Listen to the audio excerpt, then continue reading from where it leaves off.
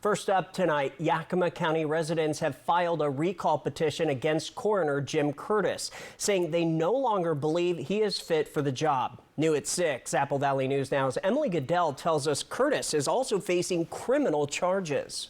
I spoke with an Ellensburg city prosecutor who says he's preparing to file 3 charges against Curtis later this week.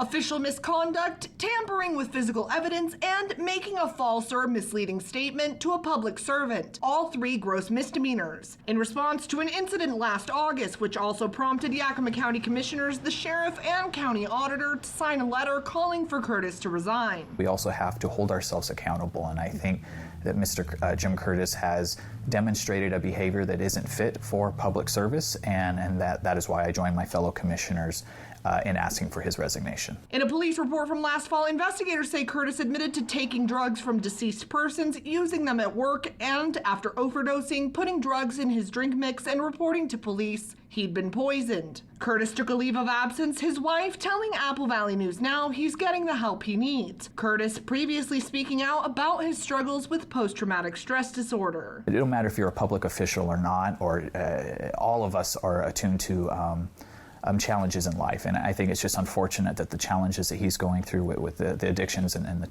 his mental health, that it's warped into the workplace. But nonetheless, I wish him well, and I wish him getting the services and the help he needs to get back to a healthy lifestyle. Meanwhile, the chief deputy coroner taking over Curtis's duties. Curtis himself facing a recall petition filed by 3 county residents. The synopsis that was prepared by the prosecuting attorney's office has 6 different charges listed on it, and they're very clear and concise in their statements, and that would appear on the ballot to explain to voters what's going on. In the petition, the residents' reasons for recall include claims that he used illegal drugs while on duty, obtained those drugs from deceased persons, and tampered with evidence. The petition also claims he made false statements to public servants, slept at his desk and filed erroneous reports, and took a 3-month leave with pay without communicating that to his staff or employer. If a judge decides the charges are legally and factually sufficient and there's no appeal, the folks who are proposing the recall have to wait 16 days, and then they can begin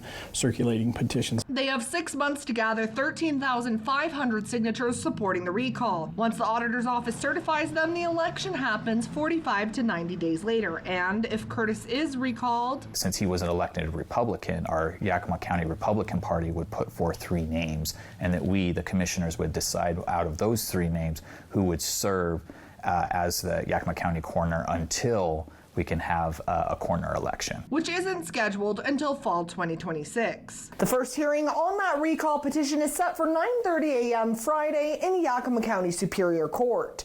Reporting from the Yakima Newsroom, Emily Goodell, Apple Valley News Now.